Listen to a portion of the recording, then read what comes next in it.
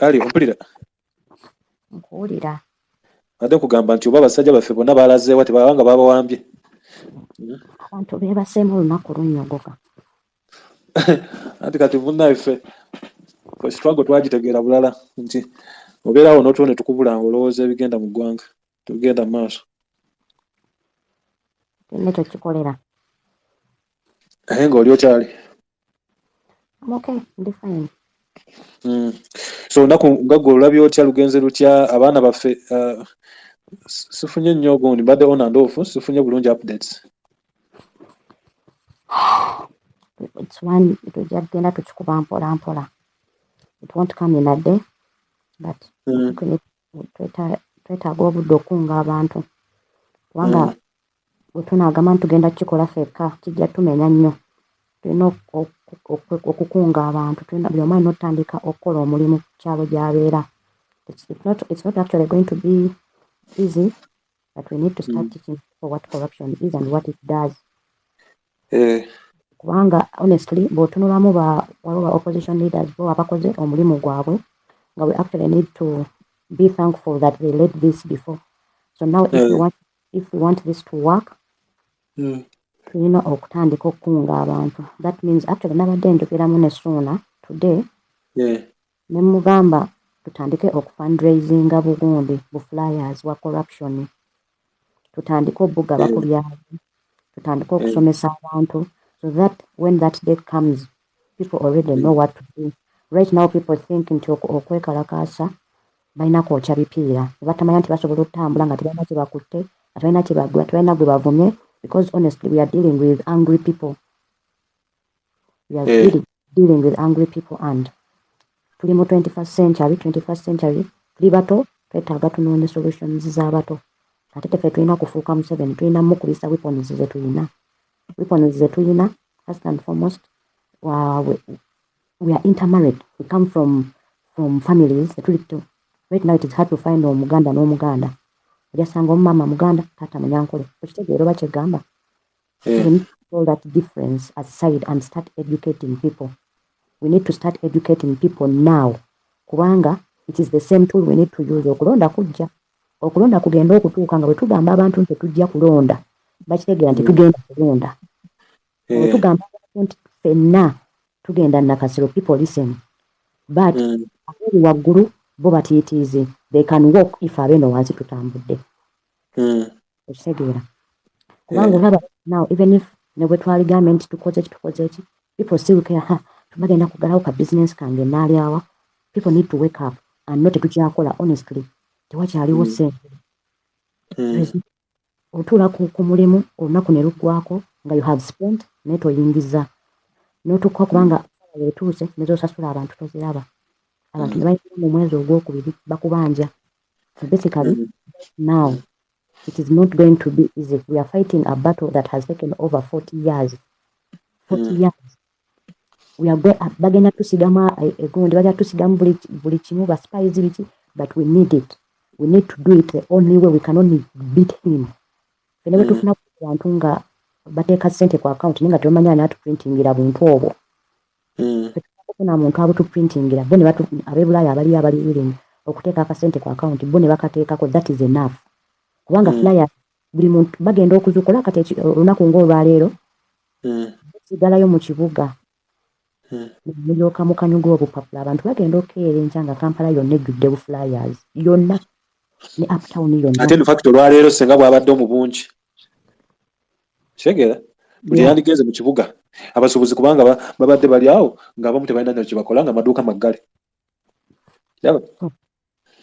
kati baba bakuwa right now tulina otandika okukunga abantu tulina otandika okusomesa abantu tulina otandika obigamba abaana abato otuuzaawo obwana obuto n'obugamba corruption does this so that jjukira omwana omuto bw'atuuka ku ssomero kyekimu kyagamba abaana banne the word starts to ring a bell like that tugenda okwekanga but if we give it consistency and hard work ne tugamba nti okuva leero paka December tetugenda kuddamu kuorganizinga walk yonna naye tugenda kusomesa abantu we can do it nti olunaku bwe tunaagamba nti tugenda ku announcinga nti tugenda kukola walk people will walk people will be able to close their shops. Naye kakati omuntu omugamba ggalawo edduuka tamanyi ki lwaki aligala.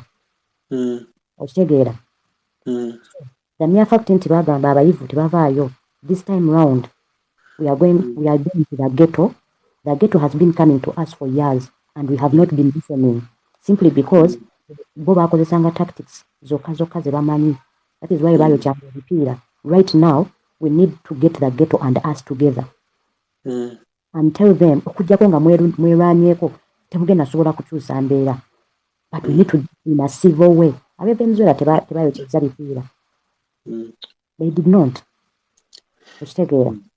As much as Bobby akoze ogugwe, by the way, he has done his part. We are afraid of death, but we need to come out and start educating people what corruption is. We need to do YouTube channels, we need to do TikTok channels, we need to literally do a lot of education. And then the other thing, I know we said we are partyless, but we are going to reach these guys, the leaders of each political party.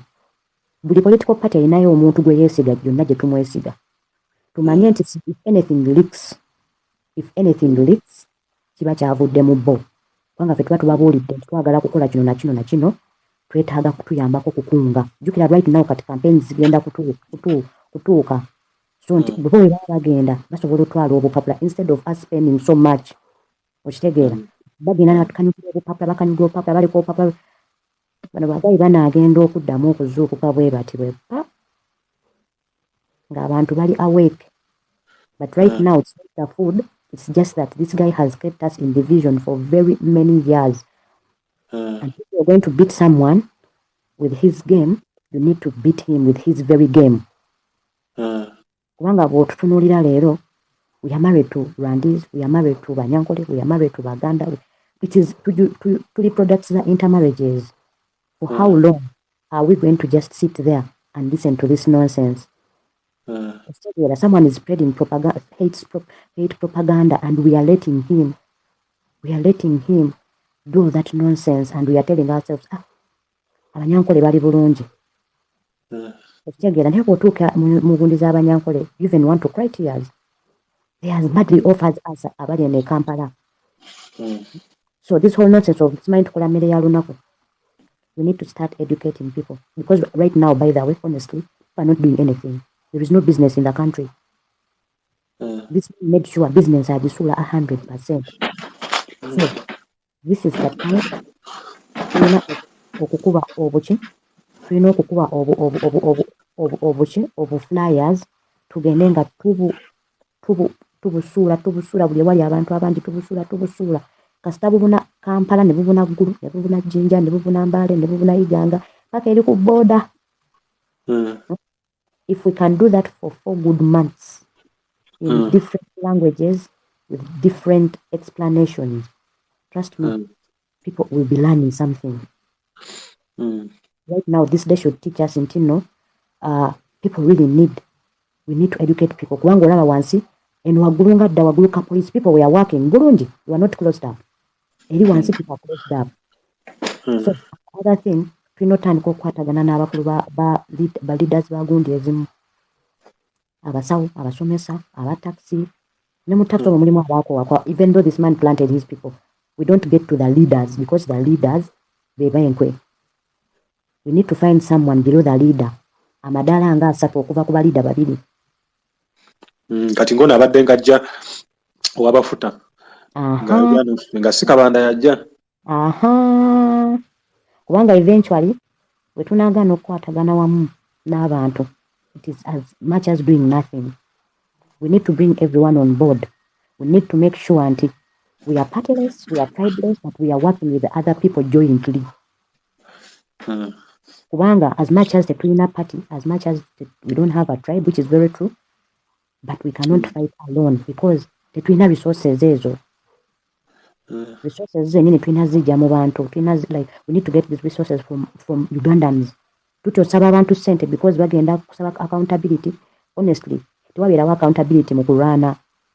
Accountability katugifune nga tugusiza kye tulina okugusa. Agambye nti recently nti Abannayuganda basobola contributing a sente ne zifika nawo. So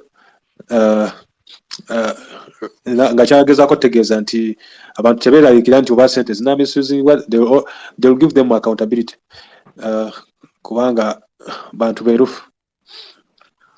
The whole point is you cannot ask for accountability when you have not done anything.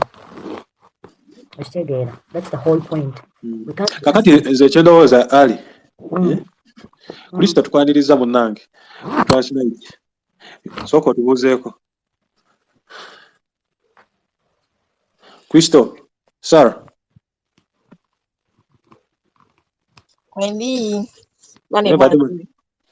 asibye bulungi asibye bulungi wadde tuli mu nnaku naye nga twasibye bulungi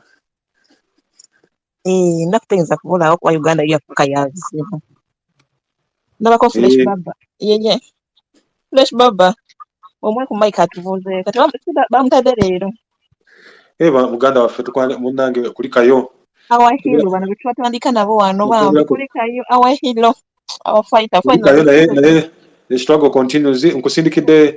Musindikidde gundi invite oba agirabye. The struggle continues tukyalwana mpaka last gamba nga tulina okwerwanako. Kakati omwaka oguwedde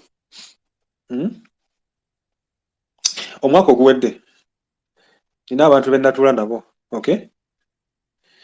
Ne mbagamba nti Uganda okukyuka okulaba ku nkyukakyuka twetaaga revolution, tetwetaaga mere demonstration ya one day, naye twetaaga revolution, and the revolution can take even a year. Shegera, it's not one day event, okay? I'm sorry, tell me stop corruption, yeah? We are in a revolution. Ati Gambia nti last year 2023 twaite tunatandika kino kyetuliko. Yeah. I met with some guys, abamu nabasinkana eyo ku Nup Party headquarters eyo Kamoja. The likes of Ashraf, the likes of waliwo omuwala omwerabidde erinnya, the leaders aba championing May 8th revolution, which I mean demonstration which was not successful. Bamala abamu ku ba spies eyo ku kitebe babawaayo amanya gaabwe. Ashraf naye kweka n'okwekweka n'asenguka n'okusenguka we yali abeera. There are a lot of things that happened. Naye nga nali maze bagamba ne bagamba nti what we need is not a mere demonstration for one day. We need a revolution because somebody we are fighting has consolidated the power for 38 years and more. Together, the state is him. He is the state, and the state is him. He's now continuous. Yes, he's everything. Your court, your parliament, your electoral commission. Omutubuzi bw'akaaba ayagala agende wuwe. Bw'akaaba ayagala agende wuwe. Teacher bw'akaaba ayagala kulaba Museveni. Abasawo baagala kulaba Museveni. Ye kamala byonna. Yes. Kakati ne mwagamba. Is already nali maze okusoma power dynamics. No kumanya Museveni system. Otegeera. Ne mbagamba nti yes, olwokuba nti mwagirangidde temusobola kugiyimiriza. You can go on. Naye for me what I think, we can build something very slowly by slowly. Otegeera? Naye nga kyekinaggwera kijja kwabika bwabisi ng'omusajja kimukola ki? Yolya. Nengamba omuti nga muvule obanga gwonna ogw'ekika kyonna oba mugavu. Gumala ebbanga eddene nga gukula ne gusimba emirandira. Kakati bw'oba oyagala okusuula omuti ogwo nga togutemye butembi abruptly, ogenda ogutemako mirandira. Tegera? Nga tegumanyi gwo ne gulowooza gukyali mulamu. N'ogenda ng'otemye ekivaamu gusiguukulula kwegoko osobola ogusindika nga gugwa bugwi. Ne mbagamba nti Museveni tulina omanya emirandira agisimbye wa girudda wa. Kitegera? Tutandike okugitema mpola mpola. Emirandira gya Museveni gisinga obungi gyatulimu nga buli wogamba nti kansituka yakuwooyawooya. Okimanyi ekyo? Yes. Kakati egimu ku mirandira gya Museveni byali bibiina bya byabufuzi. Otegera? Kakati nga Uganda bo awo Museveni abazanyiraawo n'akola ki n'amala n'aleeta bammawo ne badda mu DP babiri bandika ne beesimbawo ku independent kwegamba omuntu n'alabira ddala nti contest y'amazima n'abwenkanya. Ate Museveni yali yeesiri mu bajja n'abakazi ab'oluzungu abo nga bayogera ogamba waaw toddamu nga batwesiika. Okitegeera? Kakati nga Munnayuganda avaayo, Munnayuganda ategeera n'agamba nze njalonda Abedi Bwanika. Sijja kawabisi jakalulu. Nze njalonda Abedi Bwanika. Omulala n'agamba njalonda Molini Kyalya. Omulala n'agamba njalonda Katumba oye. Naye najja n'afuna obululu nga mutwalo mulamba nga waliyo Bannayuganda abamulonze. Kitegeera? So kakati ogwo gwe ku mirandira Museveni gwabadde akola ki gwabadde ayina gwatufugisa omulandira ogwokubiri ogumanyi diini eddiini okay ogwokusatu ebadde culture ez'okusatu ebadde culture kwabula yawula mawanga yes kyekiri kyenkugambye nti nno right now only a fool would wake up and start hating on another tribe. Ze personally omwami wange mulango, mama wange Munyarwanda Muganda. I am Tanzanian, but then my cousins are from the west, are from the east, are from the central, Ochitegera are from West Nile. Kati right now bwembanga olutalo lwazze nga ntandika okutema okuva ku mwami wange paka ku baganda bange abasembayo. Right now I have cousins abali mu Bawarabu, but they are degree holders. Kwegamba ogenda n'otunuulira nga ffe ng'Abannayuganda ffe nnyini naffe tuli basiru because we have given this man our power for a very long time and we've twagikwata ne tugimuwa and we have not opposed it for a long time. Kati naye teyabikaminga comfortable kati yalowooza otukuuma n'emmundu kigenda tukola ki kigenda tukipinga wansi naye erabira ekintu kimu eno era ya bwongo na technology. When you think the gun will work, we have our mouth. When you think the gun will work, exactly the point. To the extent nti newe kinaba kyetaagisa ffe kumobilizinga n'asembayo mu kyalo eri afune smartphone ey'emitwalo 5 tujja kikola. Kubanga ali olaba bannakenya ebitundu 7 ku buli 10 nga bavubuka kino kyewuunyisa. They are literate. Ekyokubiri balina amasimu nga smartphone. Ekyokusatu internet yaabwe eri cheap. Kati yeso yalaki luta abadde tayinza na basobola. Okay? Kubanga bali informed, bamanye bigenda maaso, ate munnakenya ategeera ebyobufuzi ebikwatagana mu ggwanga lye. Genda maaso. So kakati, I don't even want anyone to say we have failed. Right now, our first drawing board wano ngeri gye tuliwo. Tulina okuzaawo fundraising. There is a guy eyagulawo gundi ya fundraising. I think we need to hashtag it because sebo tasobola gihakinga. Then tufune omuntu asobola okuprintinga. We need that person. Ng'omuntu omu yekka yamanyi waali ng'ali very discreet. Era bwe bamukwata tumanyirawo nti ye yamuwaddeyo. Oyo asobola otuprintingira obupapula nga busobola okutambula eggwanga lyonna. Right now, even if it needs us going to the last person. Buli muntu kati alina tulina okumanya kati tufuuse bano ababala abantu aba census. We will do that every time we go home. Nebosomesayo abantu basatu. When it comes to zino gundi flyers, ezo zo tuzeetaaga mu bukadde bwazo we need like millions of those flyers. If we can get millions of those flyers and send to different districts, then we shall be good. So that ogendo tuukayo okusomesa omuntu ekintu nga ka flyer lyakalabyeko. Oba it makes sense kyenjogerako nge omuntu wabanga ekintu yali akirabyeko tekimubeerera kizibu kukimunnyonnyola naye omuntu wabanga ekintu takirabangako obonaabona okutandikira ku scratch. Like it's really very, very, very, very hard to explain something to someone. Naye bwe tuba twateekayo flyers ne ka video ng'okayina, it is easier to tell this person this. Now we are going back to grade 1 tuzeeyo ku P1 yakusomesa bannayuganda. Badde ngamba ali fena abali kuno tuli like 6 sharing a space banaye olaba bino ebigambo bye twogera wano byamagezi era twagala nnyo bannayuganda bannaffe babiwulire nze kimpa essanyu okubanga omuntu omupya awulidde ku bigambo bino bye twogera ate naye n'abyongerayo so bw'oba toli muteesi osharinga space so that abakugoberera bamanya nti oli mu space bw'aba akyaliko najja n'awuliriza ebigambo ali byayogera Samu byayogera Sara byayogera Kalicha byayogera Naija byayogera ne Mr. Mugisha soko tubuzeeko awo tugende maaso.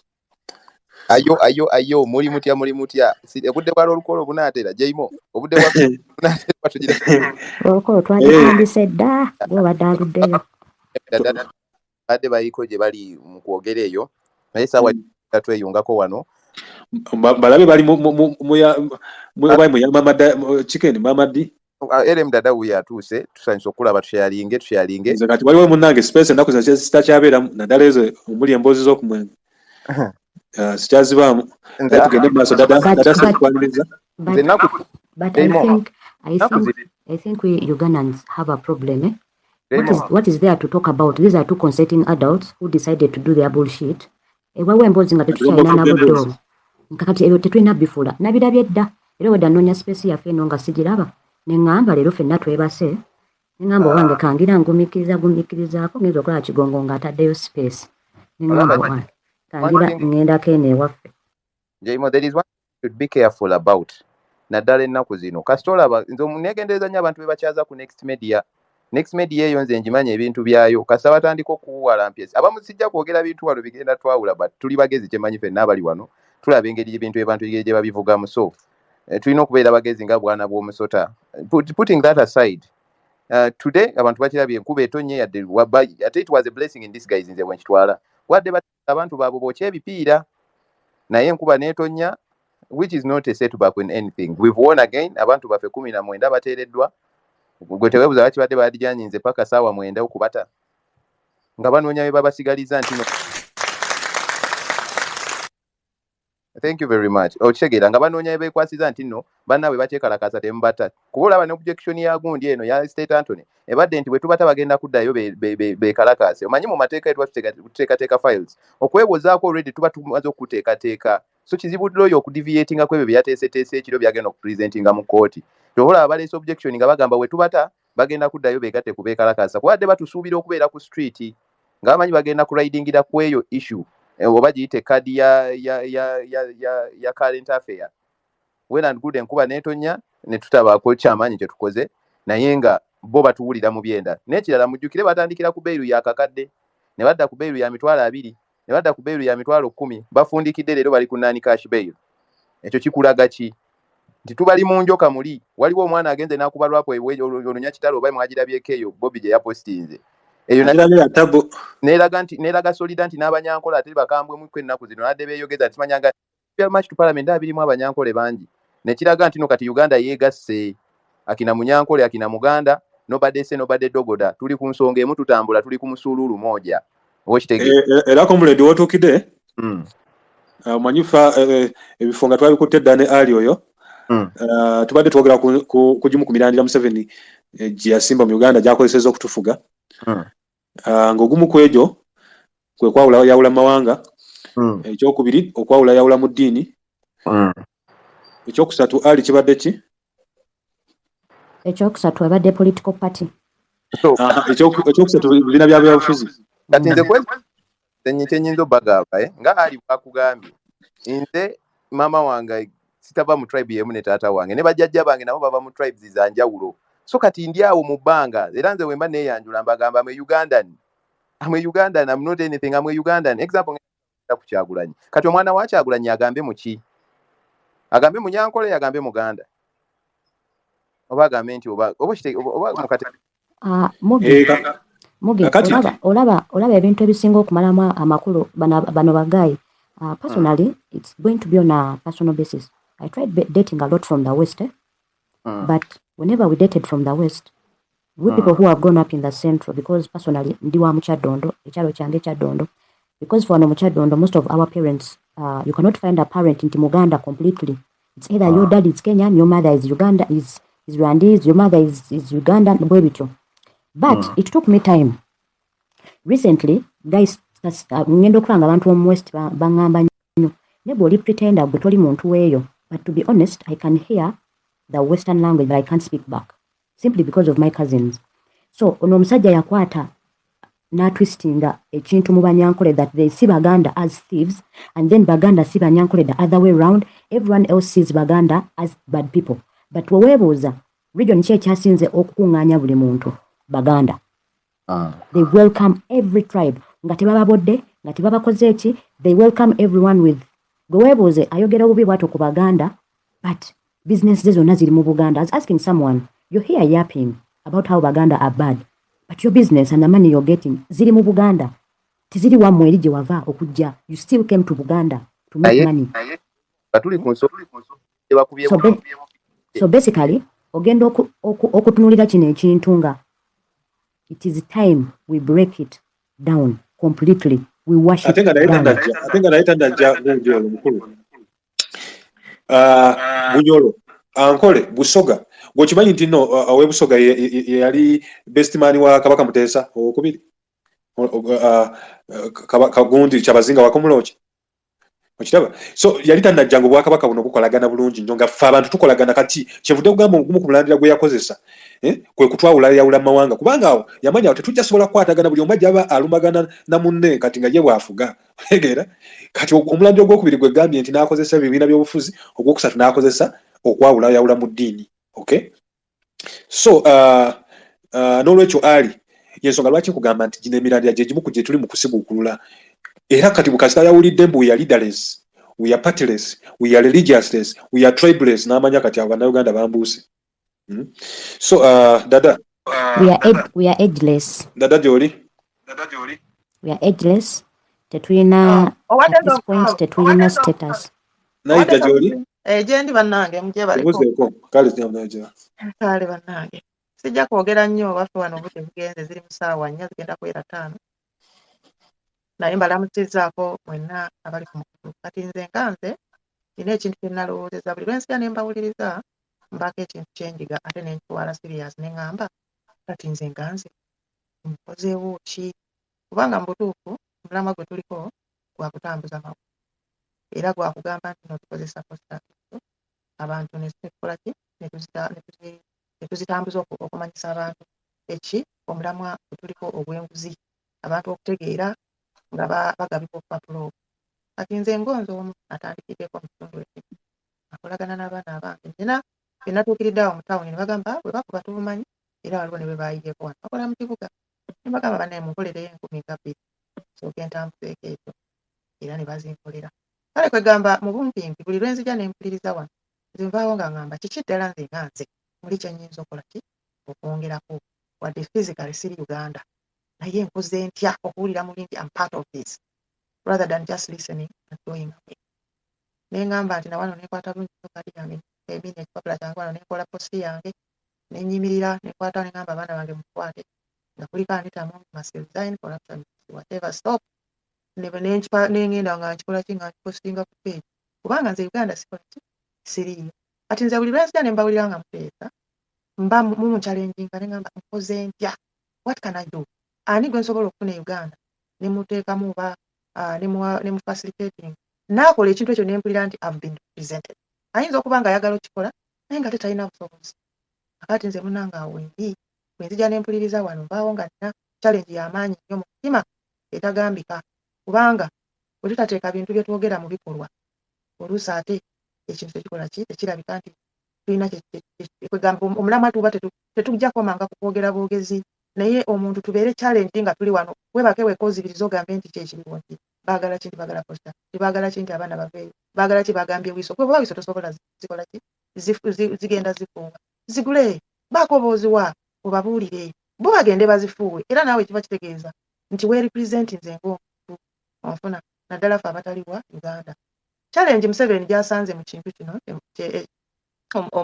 mu space eno naddala kiku ky'okukoola mukyala Nito yaalizayinike yeey'okuba nti mwakifudde nti kiri non-violence completely ne mudenouncinga buli muntu yenna alowooleza mu kuyingira mu kintu kino ng'akozesa effujjo awo Museveni asula atunula kubanga omuzannyo gwa Museveni kasita muteekamu ka violence konna ne bwe luba lulimi nga lwe lukozesebwa wano yomanyi ffe tujja genda mu makyaki tugenda kutuuka eyo abasumba tubagambe bino tubagambe biri tujja genda mu maka g'ababaka tubalangire awo nga mumaze okumanya nti tuvudde ku mulamwa naye buli gye tukomye okugamba nti ffe tetulina ddiini tetwagala bibiina tetwagala kino ne mukiraga nti kikwatagana ku bannayuganda bo ng'abantu waliwo omwana ayogedde awo n'agamba ekintu ekyo nti oluvannyuma lw'okumanya nti ffe tetuli violent ffe tuli bannayuganda ebituluma tubyogera nga bannayuganda regardless of our tribes religion byonna n'ebigenderako n'amadiini awo Museveni kyovudde olaba asula atunula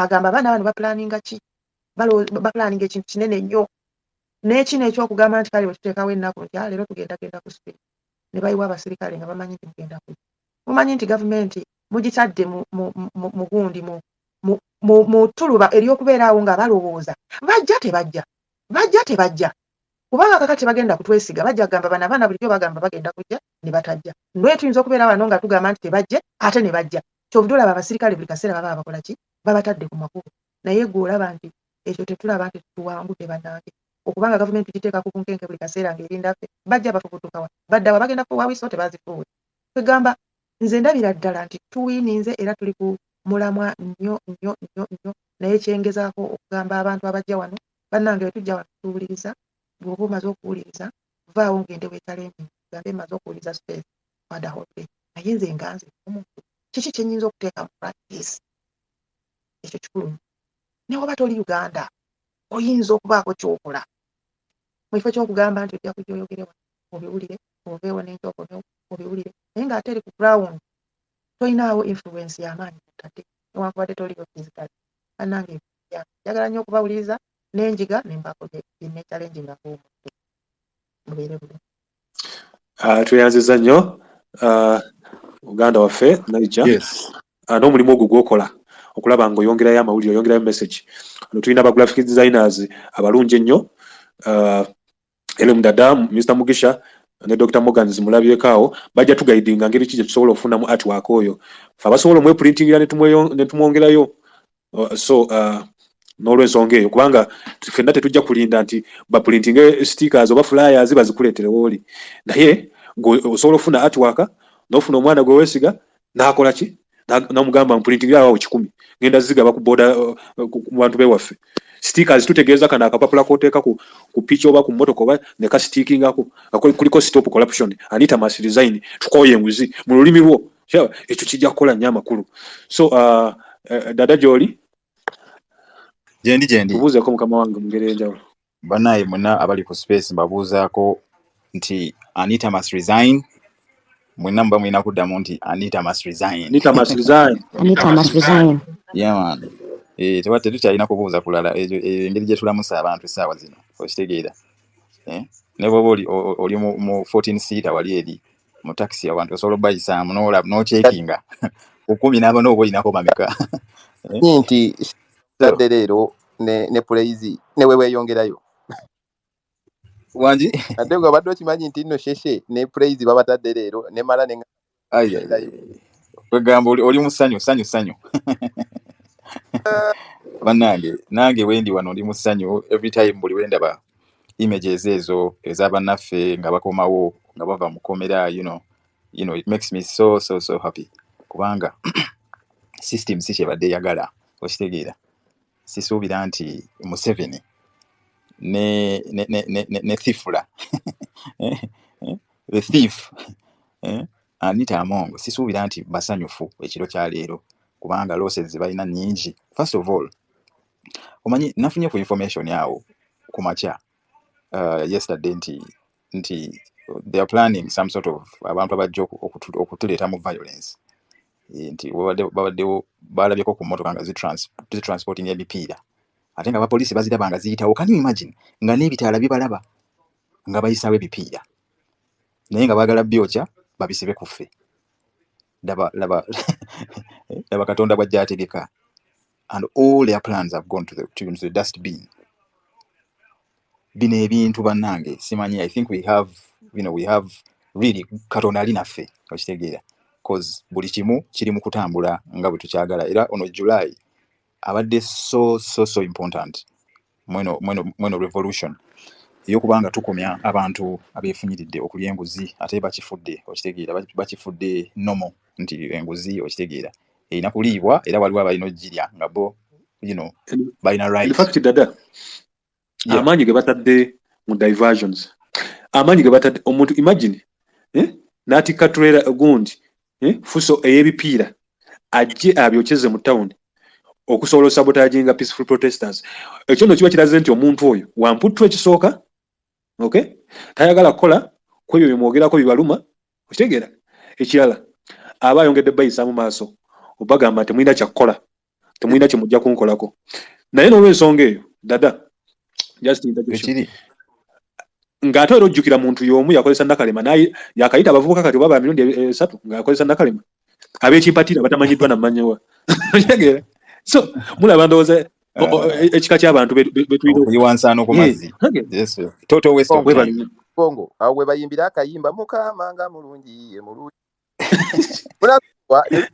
eno revolution omanyi muganda wange hosti Kigongo eno revolution mu kugitandika guno mwezi yes just njagala bawa ka information kensomye ku gundi eno ku page ya Spire yes gena gamba I'm still wondering nabuza Dr. Dike namubuza I'm still wondering how the bail fees came from 1 million on one case to 200 to 100 to 0 kati mbongo kiri kimu nti twagambye kutereza gundi tuli mu kutereza parliament naye kirayika tusoose kutereza ate kooti zino anti Mr. Mugisha bwe tuba twogera wano baba bawulira twayogera wano ne tugamba nti bandifundikiranga n'ekikumi yadde tebakifunye yadde omutwalo kati balina gisalanga bukyali kubanga munnaye abaganda tugamba tezifudda ddala lusoggo okay baso naye era bannaye kansooke malirize statement yange nga sinaba kwerabira ku nsonga gye muleese eno ey'ebintu byonna nga bwe biri mu kutambula how things are going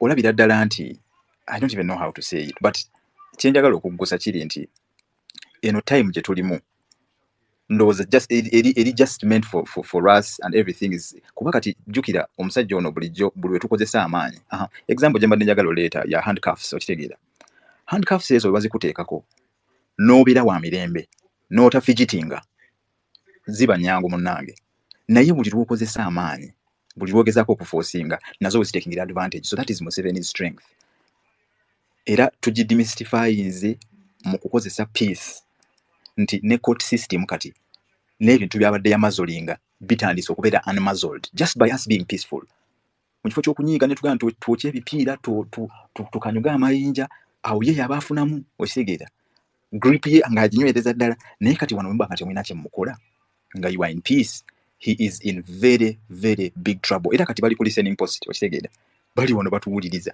naye ekisinza obbakuba nti okitegeera tupika ate bagenda okutuuka ku street abaana babawadde ssente babagulidde emmere enkuba bakubidde ku street tebalina bwe balaba buli omu gwe balaba atambula ali ku bibye it beats their understanding a million times era nze mbabuulira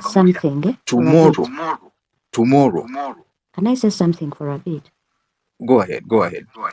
Today I was detained at a police station in Arua Park for about 2 hours because I was wearing the protest black t-shirt. I didn't have a whistle. Neba nyimiriza bulungi. Was bana bambala bu red top n'amaje agali gundi ba CMI, right? Military police. Abo. Ne bantuza ka police post kawo.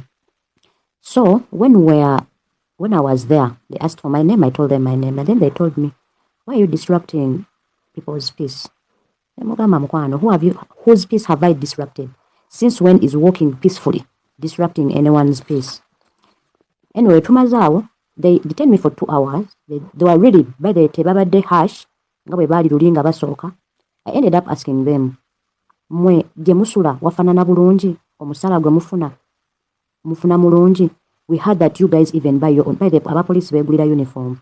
Nembagamba, right now, I know you guys are trying to show someone nti mukola nnyo because olaba abasajja b'otunulira babagayi b'amagye abaerako nga ayambadde alina ezo chepe esatu ate si yabeera mukama waabwe always aba tayambadde uniform.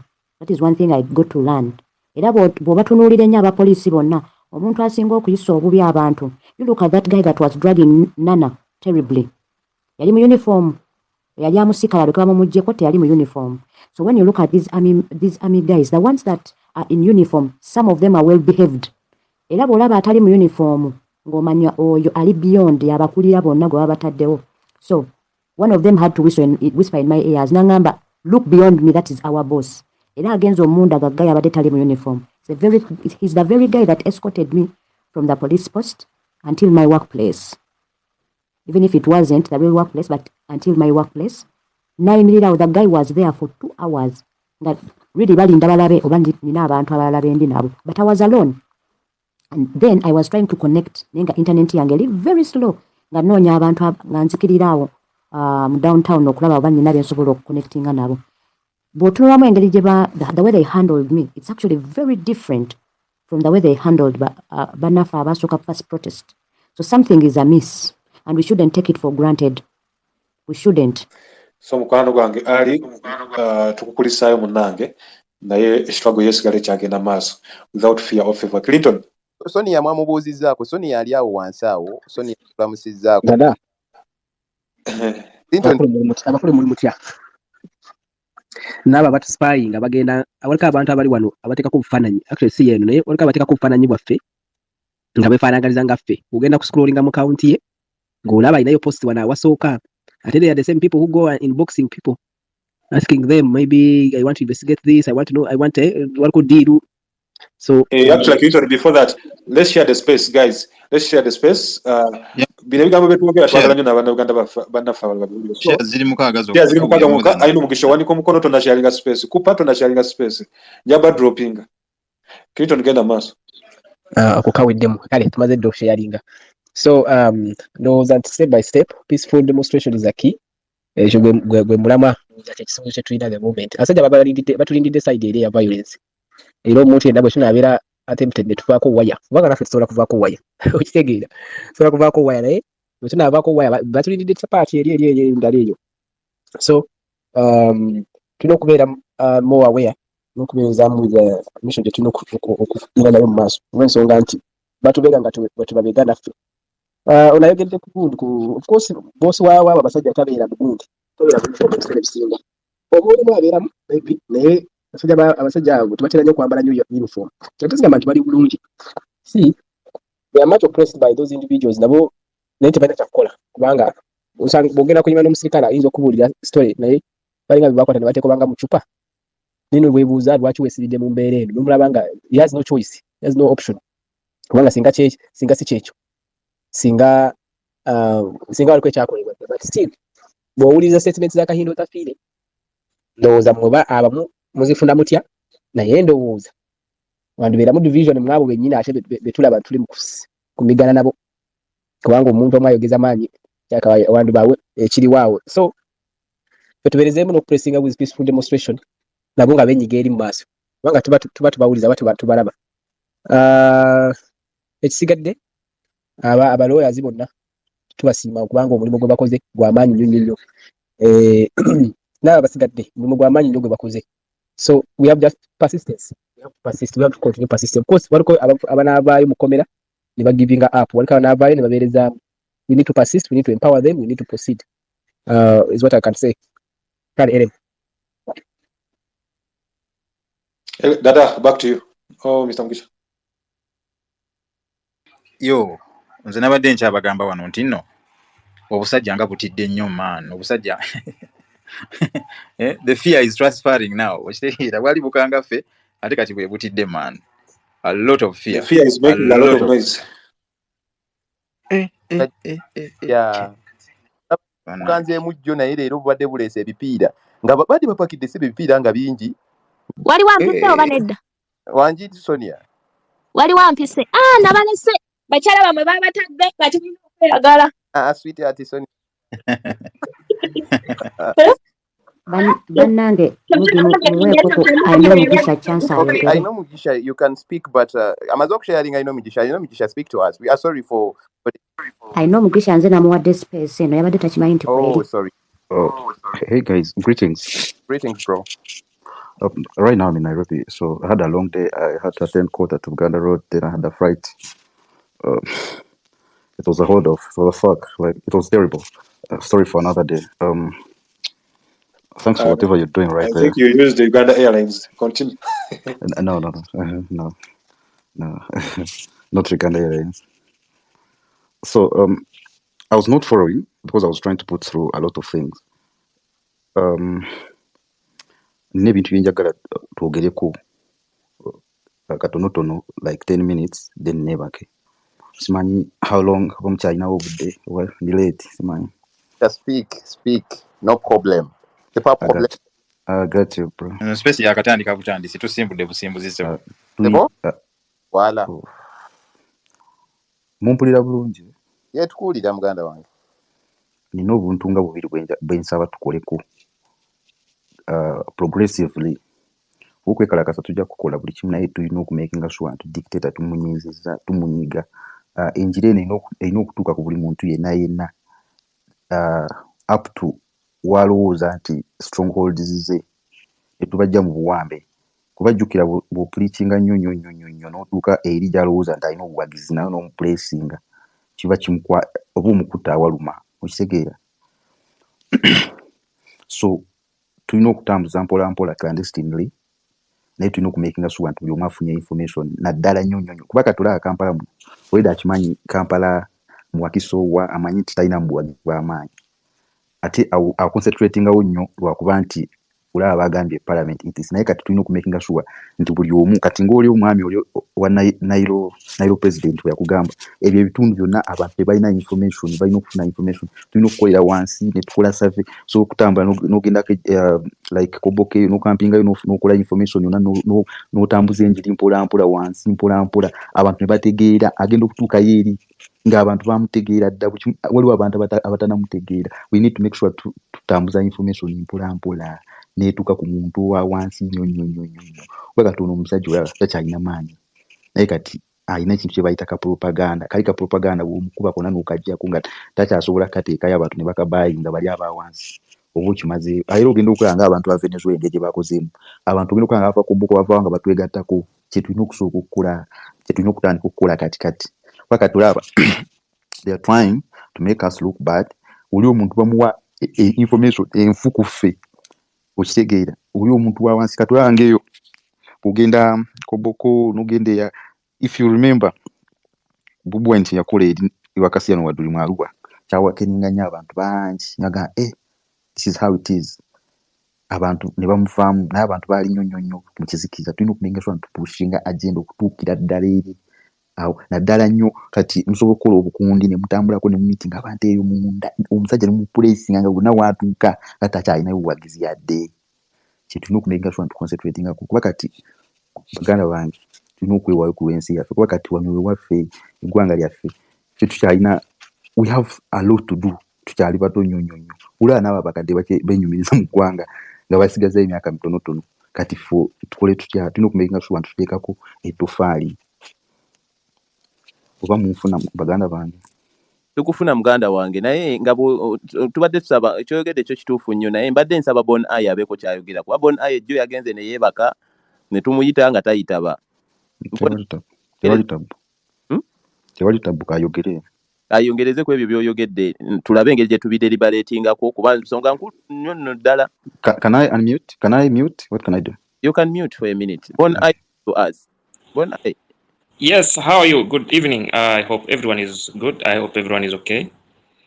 First and foremost, I would like to thank all those who are in the movement, all those who are supporting the movement, and Mr. Stop Corruption, the host and the co-host. You're doing a very good work because all the time I've been seeing you late at night, and this is what we call now civic education. I hope and wish if everyone could have been doing this because, as I said last time in the space, this fight starts and begins with all of us. You as an individual, what are you doing to stop this corruption? What are you really doing? What efforts are you putting in to the movement to try and send communication or communicate to those people in the village? Because not everyone or all of us, we came from the villages and came to town. We have people in the villages who are not privileged to go to school and go beyond, or either they went to school and never finished or completed their studies. So these people, most of them, they are there, and they are the very big population as we speak, and they play a very big role in the society. If, for example, you decide that, okay, when you're going to the villages one Sunday after church, because most people are going to church, just pull a crowd of like 5 people. You know, most people are normally curious. You can even start doing something crazy. Let me give you an example. Start just like you shouting, like you're screaming. Just scream like you've gone mad. Scream for like 30 seconds. People will come. When they ask you what is the problem, just tell them, guys, I wanted to scream so that I can attract the attention of all of you who are here. And the reason why I scream to attract your attention is that I want to digress and impose this message to you that people in town are really are rallying behind the idea of stopping corruption in the country. These people, they'll listen to you. Just tell them. For example, they are in back in the rural areas. These people, most of them are farmers. They support. They are the backbone of the economy of Uganda. So, whenever if you try and explain to that particular person that he may be farming, maybe he farms maybe cassava or bananas, tell them the bananas that you have in your farm, there are brokers who come, the intermediaries. They come and buy your bananas at a very low price. Then give them the real price, or ask them if they know the real prices that these particular bananas are selling in Kampala or in other parts where it is being exported to. Then try to give them the difference.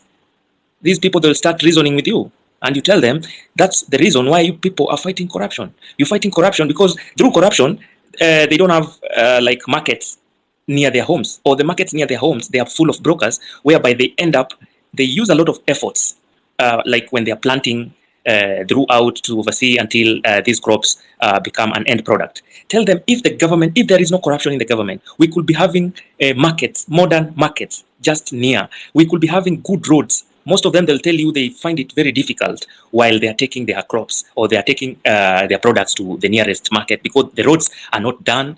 Whenever it rains, it is very difficult. You'll tell them also, whenever they have someone who is sick, they are back in the rural areas, it is so difficult to take this person to the hospital. Why? Because the roads, they're not up to standard. Explain to them, like in town, we have ambulances, which with an ambulance, it can go deep, it can go everywhere, and it is faster. With an ambulance, you can get first aid. For example, someone is bleeding. Before they reach the hospital, with an ambulance, they will be given a first aid inside the ambulance. But now in the rural areas, what happens? They are carried by the boda. The boda, if you fractured, for example, you fractured your backbone, you are supposed to be handled carefully. Else you might reach in the hospital. The doctors will tell you, if this particular patient could have been handled another way, maybe in a stretcher, we could have saved his or her life. But now that it was placed on a boda, the back, the fracture went deep. And now this person will have to use a wheelchair the rest of their lives. Others will pass away before even reaching the hospitals. And also the hospitals back there in the rural areas, they have to go very far to get an hospital that is well equipped. You'll find an hospital or a dispensary that doesn't have medical practitioner. Those people even working there are those people who used to clean. Now at least they have known that this is a syringe, these are tablets, and you get they will give you medication, but a wrong prescription. So if you try and educate these people back there in the rural areas, it will be so easy for the movement, whereby even these politicians, when they go there with a kilo of sugar, cooking oil, trying to bribe these people, they will not get into their bribe. So let's do civic education on that way to get everyone on board. Oh, okay. Bon Eye, what you're saying is good, but we need to do this clandestinely. Then thereafter, I can't leave Kampala and go coordinate your people, but people would not believe you in your area. But if I come, we do a soul search and we make sure we meet people. Netubateekamu embeera etambuza enjiri mpola tukira abantu abamwe bakuweeyo eno regime naye tebalina ngeri gye batandika okugikwasaganya as long as omuwa kagwa ahead because we need. Yes, please. Yeah, hello. Thank you very much, Mujisha and Bon. It's really been an insightful discussion. It's eye-opening and eye-catching. But let's share the space as we go on. My dear, please make Sonia or your call in it. Mugisha. Yes. I'm going to leave the space because I'm going to sleep. Okay. So maybe I'll get time and play the recordings tomorrow. Okay, it's always said by later. You have this peaceful, but. Oh, cheers. Then. Okay. Ed, speak to us.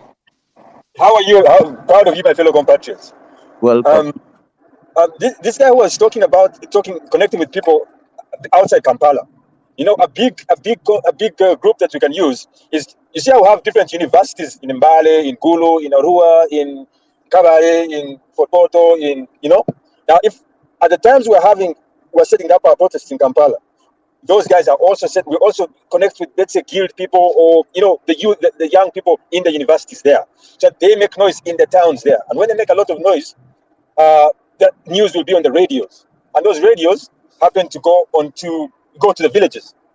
And whenever they ask where they, of course, initially they might think of them as a nuisance, but then in that reference to them as a nuisance, they'll get to hear why the people are complaining, and the reasons they're complaining are very similar to what the people in the villages are struggling with. And like that, we'll be able to spread the word a little bit more efficiently and wider. Okay, Edward, you're so right about. So you're trying to say that we should look over a way of how to engage these university students because they can a lot of fire. And they're young because if you think how many students are in a row university. I think it's not good. But your point was, let's say 10,000 in group. Yeah, thank you very much, Edward. I think Chigongo also or someone is noting down so that tomorrow during the morning or during the day, they are one of the things that we can deliver. My brother. Mugi, can I say something, please? Mugi, can I say yes, something? You're free to say something.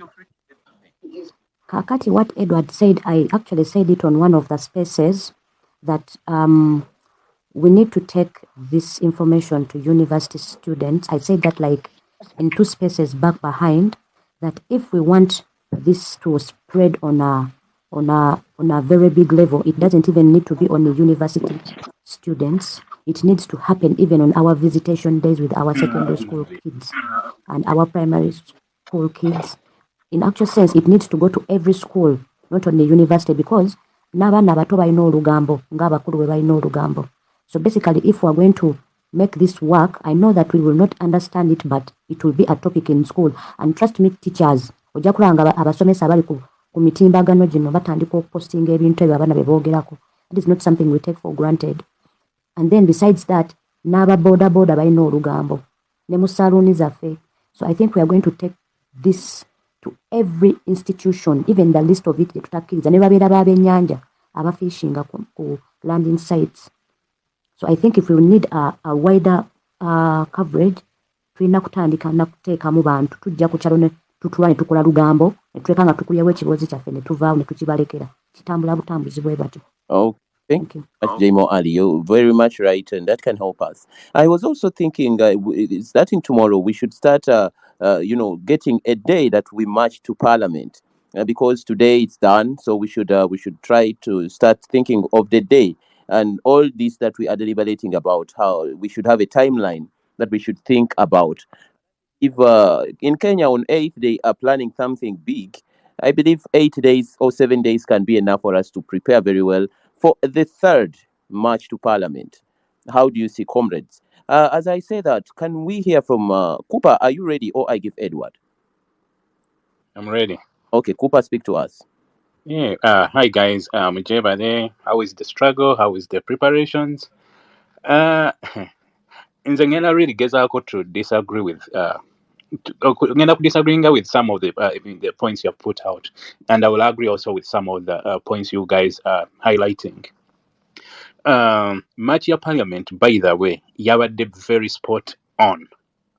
It's like it yandibadde nga entandikwa eyandibadde unstoppable owulira, though a arrangement nze nsuubira nti oba abantu twandikikutte mu manner nti nno abantu bandibadde more than what we had that day.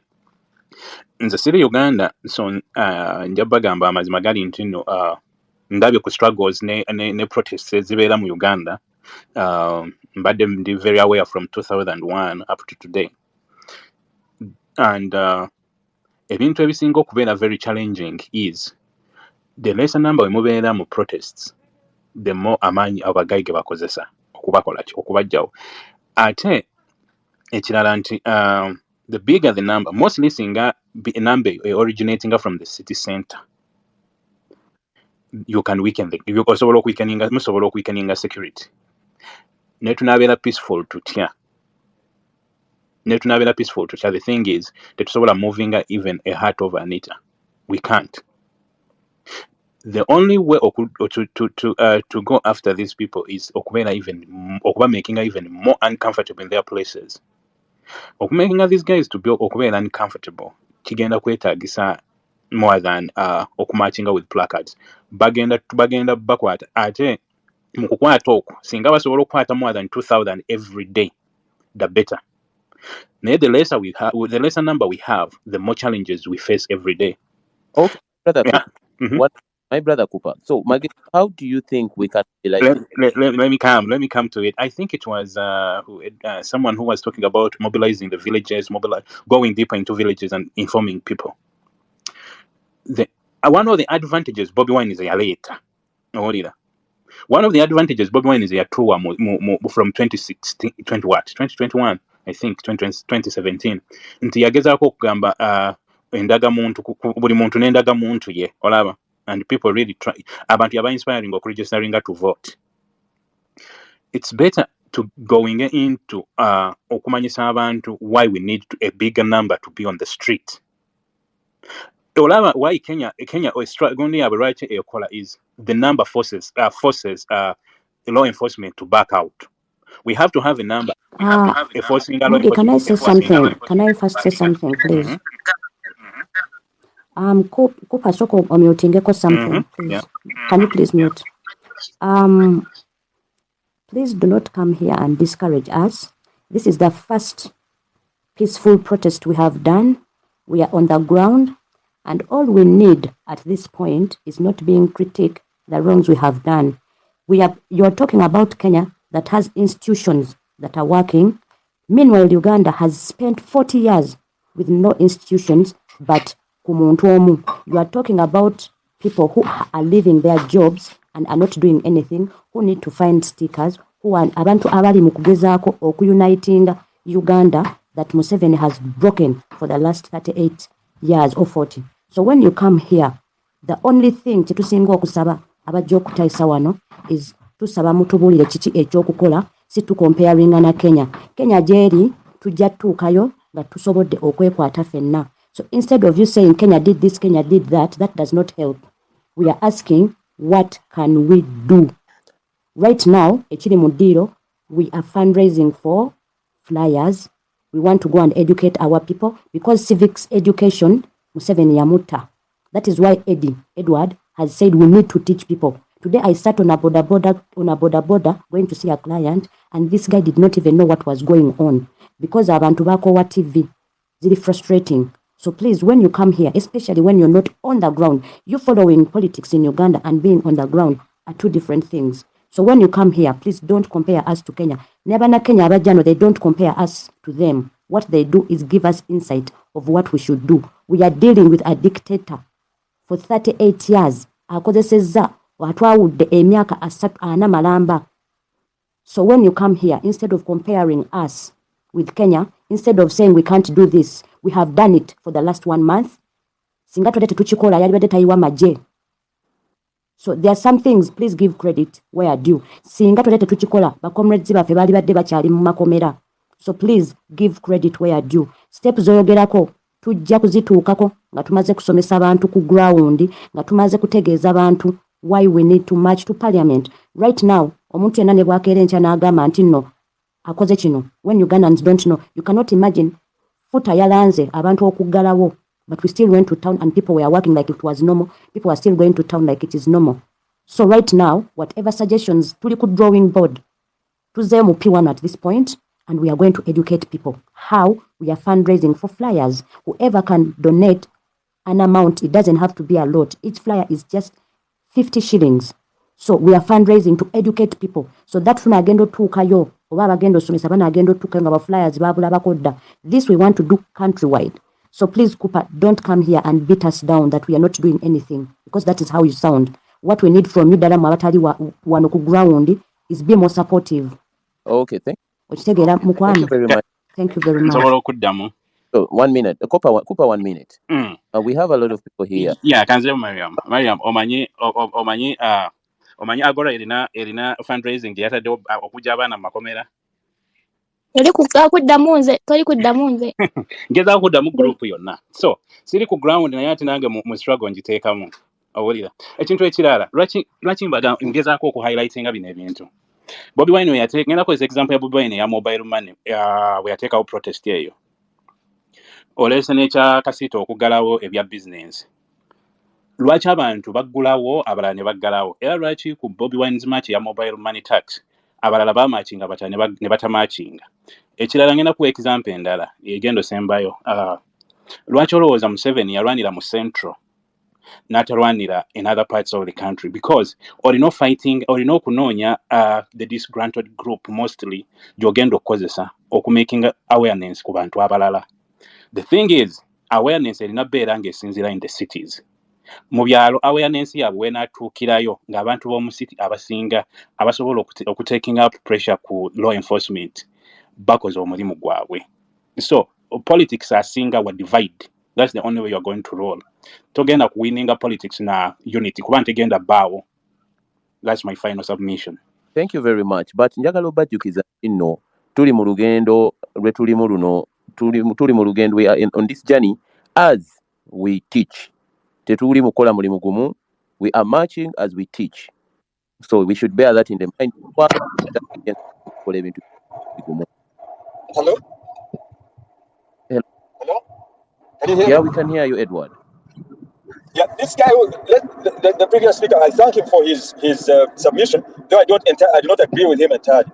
The first thing we want to do is change. Before we think about winning power, what we want to do is change the mind so that we are all thinking in the same way. We all want, our idea of Uganda is the same, where we have the same dignity. The person in the village or the person in town all have the same hopes and aspirations for the same Uganda. And so being able to connect with people in town and out of town must happen at the same time. So we also have to we have to be smarter than the system. We have to be smarter than the government. If we concentrate on town and then wait to go to the villages, that is where this system gets the power. When you see them doing all these Thanksgiving things, that is how they are trying to solidify that base. And they'll say they're more rural people than they are in town, and they say the town people are a minority. So we have to get out in the towns through different methods, and and that's by connecting with younger people in the rural areas. Okay, thank you. So it's about mindset. It's about mindset. It's not about power now. It's just about how we all think. You're much right, Edward, because everything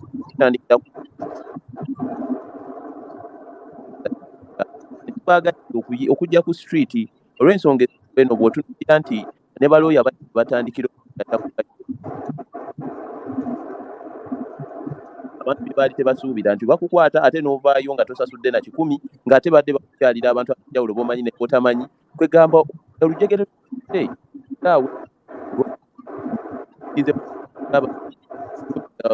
simulabangako Jaimo simulabangako naye tulina connection, tulina olujegere lwe tuluse olugumu ennyo olusobola okubeera nga Yoli, my host. Who is Kigongo yeebase. Abantu babaseemukko kitegeera. Njagala otuukayo oba ewa Kristo. Abantu boogere ffe tuli ba Lulango wano. Okay, Kristo, speak to us, then we can listen from Jaimo. Ate okunawo kwatemu yadde oli mu basipiika. Bana mwasiza mutya antuli mu budde bwa kumakya. Naye netwaka emiteri kirya mugisha naye teri kirya bulungi ya host yesu kitegeero baali biche. Mumpulira. Loud and clear. Musha nawo bukabuka. Tukuwulira. Okay. Njagala kwogera ku gundi ono community kopa yagambye nti Anita Amonge terunaamunyenyaako yadde. Nkugamba muhenge tomanyi muganda wange abantu batudde ku flying pan ebojja jjukira tubakubako omwandawe tubakube waka ne international ate bakyo baswaza international jjukira abasinga obungi balina sanctions kati bala batenga mwongera kuba kubeeri jjukira gye baddukira tegye mwongera tekubonoonayo kibaswaza abantu bali ku flying pan banyigirizibwa n'okusinga ffe abalaga nti tujigirizibwa nze nkubira gwe community kopa banyigirizibwa kuba kati sirowooza nga nti jjukira esobola ofuna mwekisa neeta abanako neeta omwana nga temujjeko yadde ekikobe nejja okuva kakadde ke yavaako nejja ku abiri nemba negamba mugendere ewaawo mwi banantu tubakutte ewaluma tubalina nzanya kwongera ga buli munnayuganda kola kyokola kola kyosobola gwe kola kyowulira kyosobola wa buli muntu alina kyasobola mu bulamu bwe teri agenda kuzuula kyosobola gwe kennyini weezo nti nina okukwata nyongere struggle mu maaso bantu li bannayuganda abanyigirizibwa abaagala ensi y'emirembe abaagala okubeera mu nsi yaffe nga etuwa essanyu tolinda muntu no tolinda muntu gwe kikole gwe omala n'akusangayo gwezo gamba naye tebawulira bawulira wa buli munnayuganda anyigirizibwa just because tikali kafiya kakyalimu n'okugwamu essuubi ye wa munnayuganda abadde yaggwamu essuubi nga yeekyanga buli omwagamba ye ani anaakikola gundi ajja n'alimwa ne gundi n'alimwa ne gundi oba tubaddeko eyo kyainie ti buli omu yalemwa naye kati twakajja buli omu addemu essuubi ga mugisha wali bambi nno bane nte gundi wuno waali nono wuno oba kitegeraye yatugamba tuzzaamu maanyi mpola mpola etunako mugenda nga twezzaamu amaanyi tujja kutulako kyetwagala eno rigimu ntiitiizi ebadde tukute baali batukwata luli nga bakimanyi batunywezezza nga bo bali bamanyi nti tetuweza kwazanya kwegattanga bannayuganda wamu kitole nga tuli wamu omuyembe wali omugundi buli omugabulamu ti bannayuganda bawansaali neyasama n'akasoma banabalanga bali wamu ekyo tebakirowoozaako naye ati buno obudde balabanga bannayuganda weegasse ng'ogamba nze wemubende kanza okusaba mubende munnanga yo kyapati naavuga piki kamugambe n'omulimi kamugambe omugambe wadde yasuuza njala kamugambe asitoke ekyo kintu bakitya nnyo kuba bakimanyi amaanyi tugalina bo tebagalina bantu baagala nnyo okuyiwa omusaayi naye obukyanga tutandika eno protest olabyeko emundu evaamu essasi ogamba tegaliimu mwegali naye kati nabo bennyini jjukira kati twabaswaza dda international kati babira mbaga twongera ku gakulobiro nabo bali abo bali stack kyakula tuzaako ki tujjako ki ffe tulina kunyiga peesa gyaffe gye twatandika nayo tayita alina okugenda ayinza ali ku kikaliriro akaliro akawulira kamubabula talina kyakola alina okwegumizayo aveyo abagamba atekeyo ekyo sijja kugenda naye nga ani atagenda yaza tulina omuntu agamba nemukola era ntwalinga alaba noono oli mutuufu Kristo nze mbagamba nti no Anita yalidde akamonde ne kamwokya maama nze enerivotion njala byanjala ng'egenda mu maaso kana akaseera era olya jalo n'agamba temunnaba temubasobola nfunako ne ngamba naba noono netubasobola bantu bali ku pressure y'ekika ekyagulu kuba waggulu ku muzeeyi tassa mukka asula atunula rafi oba omanya basuza abasirikale mu kibuga misana kiro oba tuzze oba tetuze olw'ensonga tebamanyi ddi lwe tugenda kujja ate ng'ejjo twagambye tujja ne baleeta abantu baabwe abookya ebipiira obumotoka ne bujja n'emipiira ne bubayitako ne bagikumako omuliro nga bamanyi baagala tutandikira awo tusibako ne baalijaninga okusala bbeeyiru y'abaana paka ssaawa mmeka 9 mukama n'atusaasira akakuba ne katonnya ne bakwata gundi eno ne bakwata mu kifo ky'okwata enswa baakuttemu gundi byoya bya nswa so ekitegeeza bano abasajja tebamanyi what is next and what is gabali awo they know nothing but as in body conflict omanyi okubamutukwata twabakwata anaweya Mugi nze ndi mugumu nnyo naafuna feedback badde wano n'endowooza ka slogan how about if they want to use tribe against us how about us putting out a slogan I am a Munyankole but a Ugandan and I hate corruption. I am a Muganda.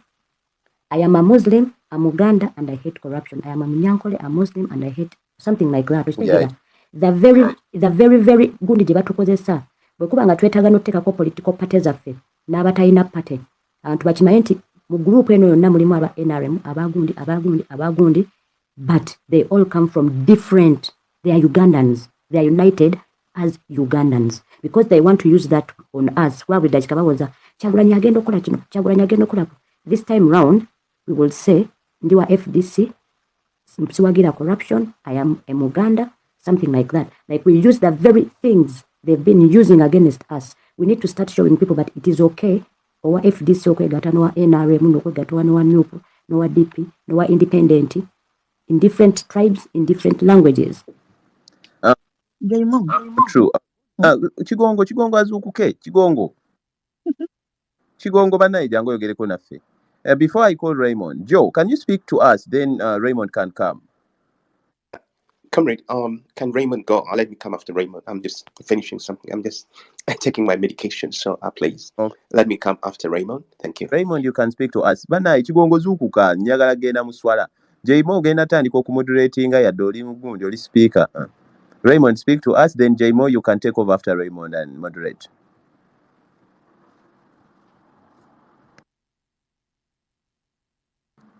Raymond, nga tetukuwulira. Raymond. Hello. Yeah. Network ayonfu Raymond. Network ayonfu. I think Clinton as Raymond Ngabo.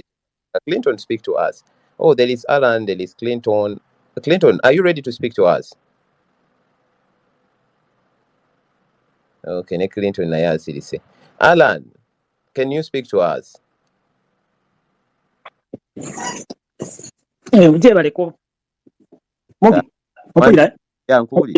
Mbadde ne suggestion mbadde wano ndi mu kugirowoozaako like growing up twalinanga omanyi n'emipiira gy'oku byalo abantu bakuba emipiira kati mbadde ne suggestion egamba nti senga tuba tutegese ne tugenda ku grassroot kangambe ku kyalo ne oba ne tusobola okuidentifyinga ko abavubuka abalina influence abayinza okutegeka emipiira ku byalo abavubuka bajja kujja balaba emipiira tuyinza okufuna oba tuguzeeyo oba mbuzi like something oba trophy abavubuka gye bayinza asinze oba misinde oba kapiira abavubuka bajja kuŋŋaana tukozesa opportunity nti okuba bwe tuba tugenze ne ttiimu yaffe oba abantu abagenzi bayinza okugaba kaadi kugamba abantu bano tulina engeri gye tuyinza okubakola okubazuukusa kati abavubuka babeera bakuŋŋaanye it's very easy okuba nti tucollectinga big numbers ate n'okubakola ki okubabulira ki ekigenda mu maaso naye nga tuyisa mu kintu ekyo eky'omupiira ne tugenda awalala kino ne tukikola kuba tebagenda tukkiriza kubazi meeting ku byalo it's gonna be like bavubuka bakuba kapiira bataddewo tournament yaabwe ne bagikozesa okuba nti bamanya nga naba so that way they can okwactinga kwekyo ekintu naye nga tulina okuba nga naffe tugenze twetegesa abantu abagenda okukola ogwo omulimu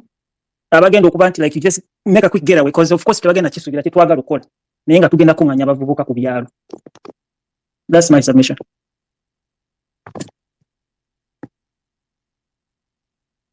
Neko host yabuseeko Jaimo, please take over kuba kireka bonna babuseeko ngendo bakiikirire. Can I come in, please? I think Mugisha went to say his prayers. So yes, dropped. Yeah, ladies and gentlemen, thank you very much for committing your time to to discuss these very important matters, matters that are going to take our country forward. I think first of all, let's acknowledge that this is going to be a long haul, action or struggle, and therefore, whatever strategies we prescribe must align to that fact. Let me begin by addressing today. I think the fact today we're supposed to hold a protest, but we did not.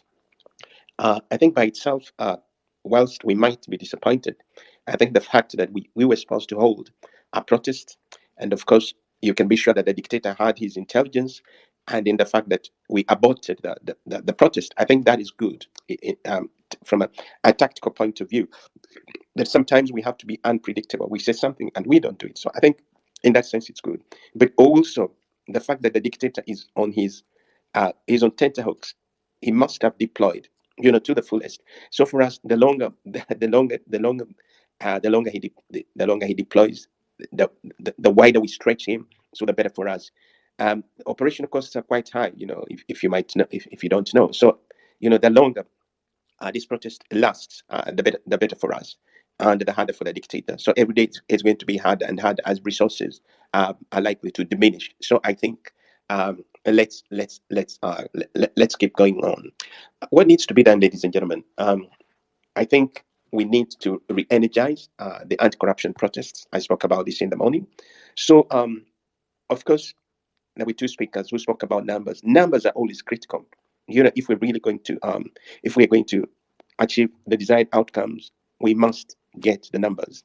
But also, in a revolution, every victory must be celebrated, is to be celebrated. So, looking back, what we achieved on the 23rd is unprecedented. For the first time, we confronted the dictatorship with all his machinery, military machinery, and we make reparation to backfire. In other words, he deployed so heavily, and thinking that we were going to be violent, we were going to be disorderly, but that was not the case. So actually, we made repression to backfire, and we're now in a position of strength, and we need to build on that. So what needs to be done, ladies and gentlemen, in terms of strategy, is maintaining unity. That is primary, that is fundamental. We must be united, and we must continue to be united, and we must mobilize more people to to move in a joined up manner. That is very important. Two, it requires good planning. So every step we make must make a difference. So we should not just make a move out of panic, but it has to be planned, very well knowing what we're going to achieve. And thirdly, we need to be disciplined. And I think that is very, very important. And today during the day, we're discussing, what adding or speaking to the youth in the ghetto is going to mean. We have to continue to teach them, to educate them that actually there is value. There is a revolutionary value in using peaceful, non-violent means, as opposed to using armed resistance. The enemy we are dealing with is armed to the teeth. He's a master of violence, and would absolutely, would be taking him on his home ground, and would be very disadvantaged. That is likely to lead to loss of lives, loss of property, and it would be protracted. It would be a very, very long struggle. So I think we always win. And actually, history has shown that in a number of revolutions that have used peaceful, non-violent means, they've always won in the end. And here's why: one, it gives us legitimacy, but two, we get support from the public. Even those who probably were a bit skeptical in the beginning, are likely to join as the protests gather momentum and as they become stronger and stronger. So that is something that we need to be mindful of. So how do we energize? We need to broaden, to grow alliances. We need to broaden, the different groups. And I think we can already celebrate that we have traders on our side. That is very good.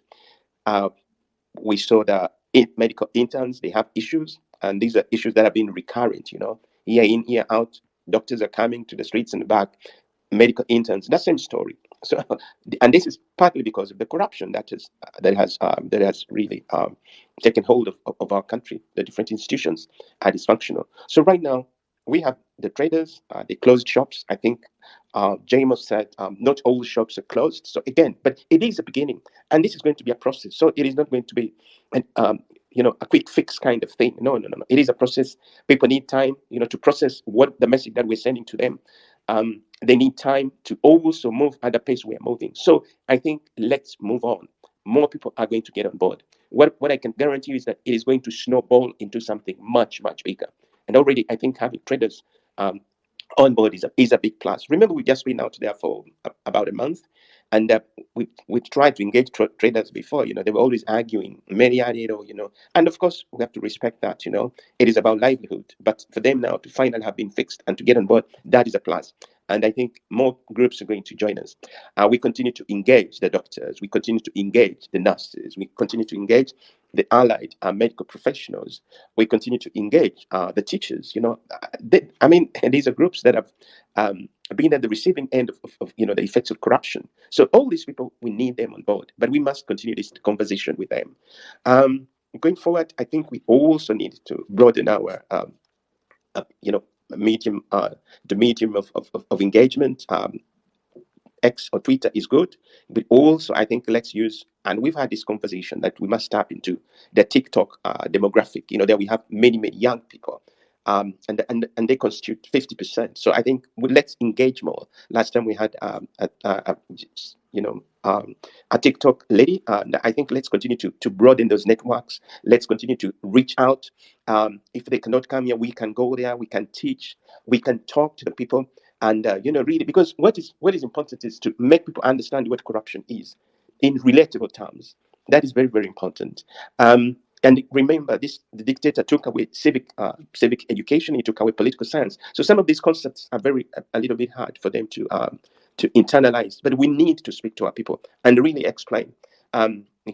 If what it means, if when Anita Among gets a generator, it means X number of schools are not going to be built. It means Y number of hospitals will not be there. It means the roads will not be built. And then why isn't there medicine in hospitals? These are experiences that our people go through on a daily basis, and some have even had the tragedy of losing their loved ones because maybe the doctor was not there.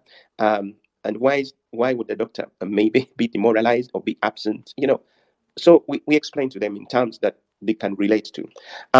Yes, so we broadened the medium of engagement. We can use WhatsApp groups, we can use Facebook, but we can also use Radio Katwe, old school kind of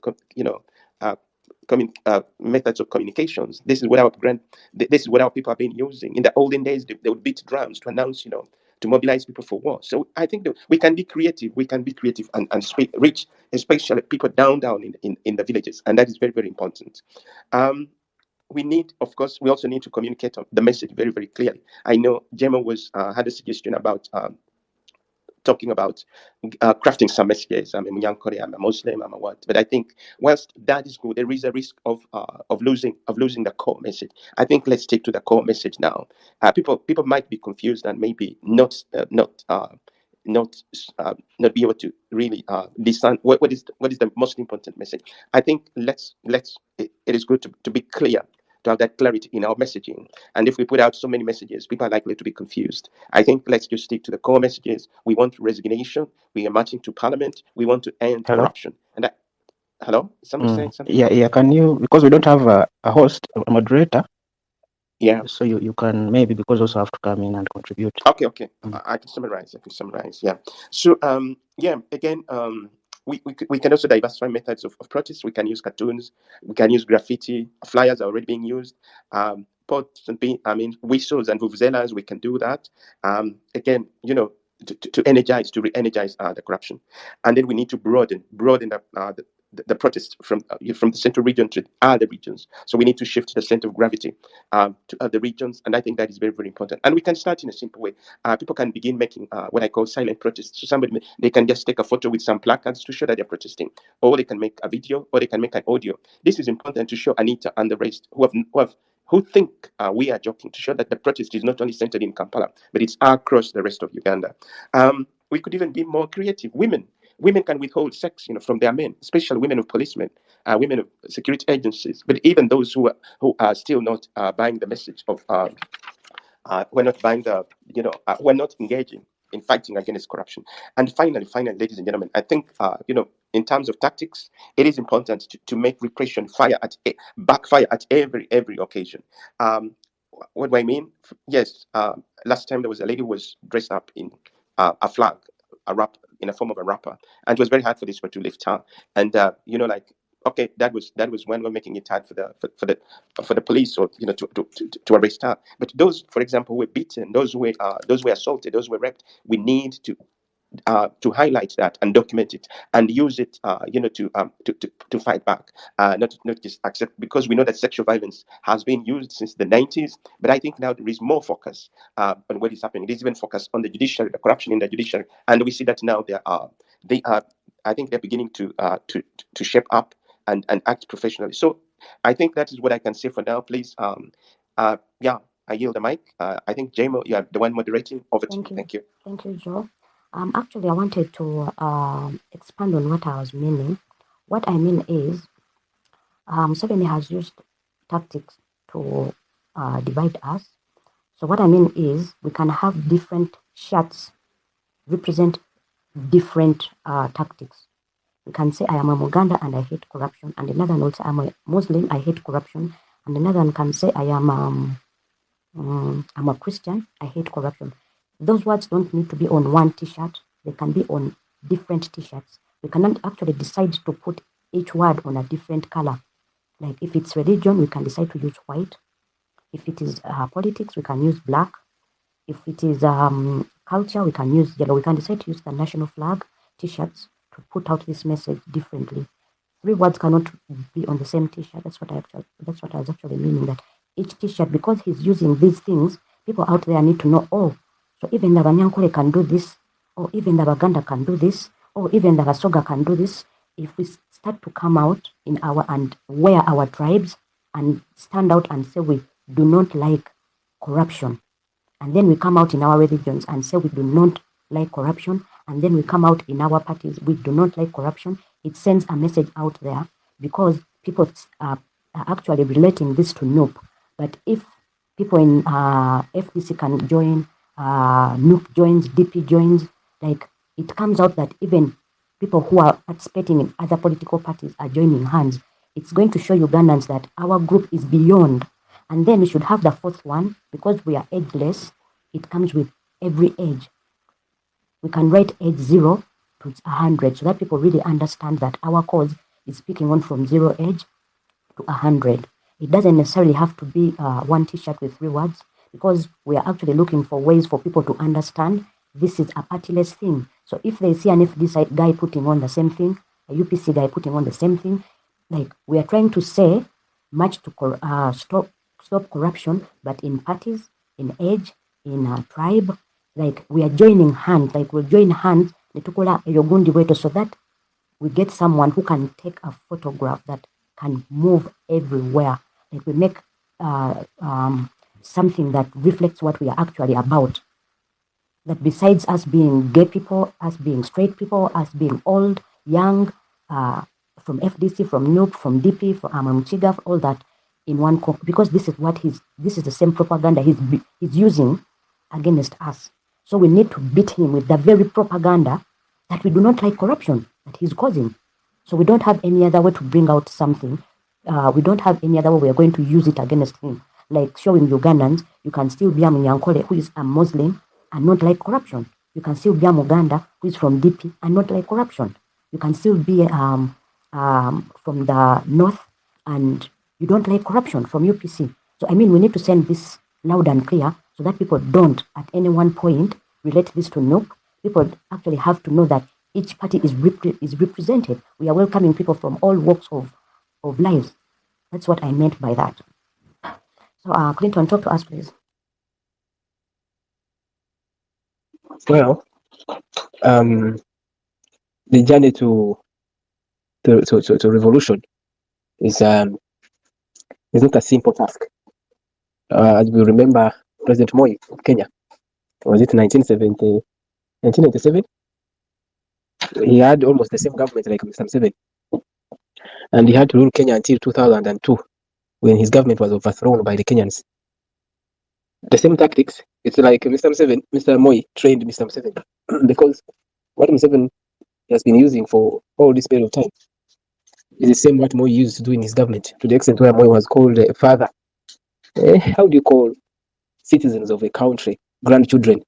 That is hibernation, that is putting citizens in hibernation. So Moi used to use the same tactics. Moi used to use the same tactics to rule Kenyans by force. But with time, it took some good time, but Kenya had to fight so hard to relinquish his government. It was not military coup that took over the government of Mr. Moi. And it's not also going to be a military coup take Museveni's government. It is we, the people of Uganda. He has kept Ugandans hibernated for so long and for many years, to the extent that he allows our young children, our young sisters and brothers, old and whatever age, to focus on things which are not developmental.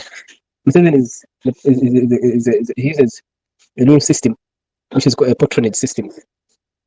A patronage system, that's where you keep citizens in focusing on things that they will not remember that there is a country to fight for. And this is whereby you find people are able to go in bars and drink from morning to morning, Monday to Monday. It's not because Museveni does not see those things, but for him there he works. Then for him there he doesn't want anyone to question him. I really congratulate Ugandans who have come out in mass. I know it may not be today, but still, if it's not today, then there is no tomorrow. But I know we have a big job. We have a big journey to cover. We need to educate our colleagues about the reform or the reformation of the country, the reboot of a country. We have really a big task to do. I know all of us, we can never be Mandelas, but it's time that we need really to act the Mandela policies. The Mandela policies is that he accepted to be persecuted for the better South Africa to where it is now. And that's why he's celebrated. Some of us have to be celebrated tomorrow by the new generation to come. And it is our responsibility to reboot the country Uganda so that it can really continue feeding the generations to come. When you look at the same government of El-Bashir, Sudan, it was almost the same. They were the people of Sudan themselves to connect with, to fast. Because if you remember, what made Bashir was just the cost of bread, increasing taxes on bread. So we have been under oppression for years, that it is now on our clock. We used to think that maybe there's someone who's going to come to rescue us. As you already see, I had one musician. Is it Eddie Kenzo? Eddie Kenzo is so stupid. I'm sorry to say that. He stated very well that for him, he's okay with the country and really he has no problem.